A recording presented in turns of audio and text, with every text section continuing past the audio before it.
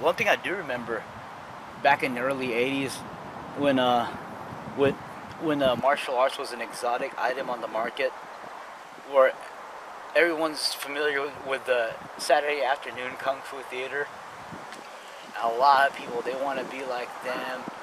And now, where I grew up in a third world country in the Philippines, I mean, they all had those aspirations too. I mean, of course, in the province in the Philippines, when anyone finds out that you can practice martial arts, someone's going to come around to want to challenge you. It's like, that big machismo thing, It's like, okay, let's test you, see what you're like. And that happens all the time. It happens often. I mean, I've seen quite a few of those challenges happen where some of the fights they just end with the first blow. And the first blow is usually the hardest, and the guy's just too scared to continue. And it's like, okay, that's it. Yep. Yeah, because most of them they're scared to get hit anyway. That's what cracked me up, man.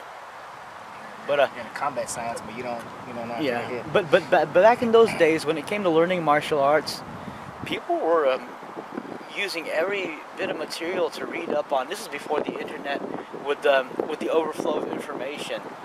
And the next thing you know, it's like everybody's trying to claim the best information that they found or know.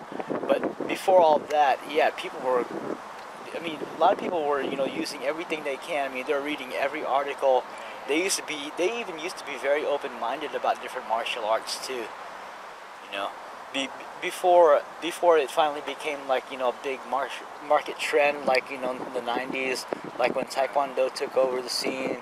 I mean, hell, they're still making the big bucks, in the martial arts business. That is the money-making part of the business. Well, yeah. MMA now too. Well, yeah, mostly because their bread and butter is children. Oh yeah. But MMA, it's mostly an adult game.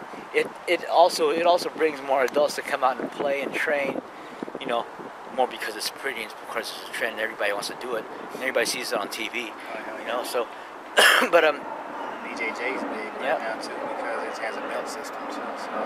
And then today it's like students today they care about whose side you're on, what clan you're in, what school you're with. It's like, oh, I know him, he sucks. Oh, I seen him before. It's like, okay. It's like, well, what about you? Mind your own fucking business. But yeah, today martial arts training is easy to take for granted. I mean, it's like they think they'll do like 5 or 10 repetitions one set. It's like, okay, what's next? They want to get it all, but they forget about that. They forget about the value of repetition.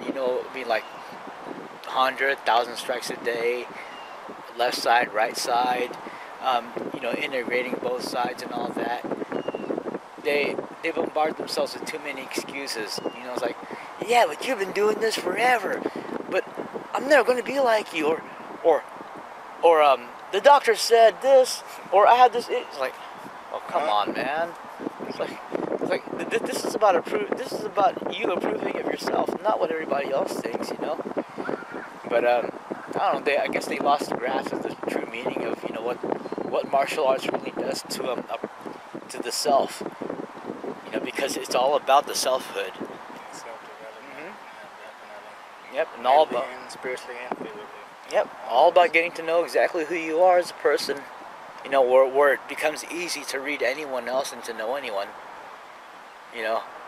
And by then, when you know people, when you can read them, it's hard to be lied to. And you know what happens when you can't be lied to? You cannot be controlled. And when you cannot be controlled, some parties will revert to using coercion, blackmail, or even violence.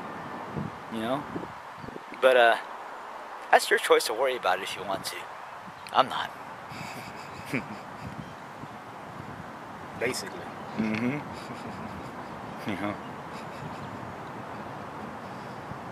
It's a by any means necessary mentality, man. So I can't get you this way. I'm gonna have to step it up a notch. Oh yeah. I can do it this way because I see it.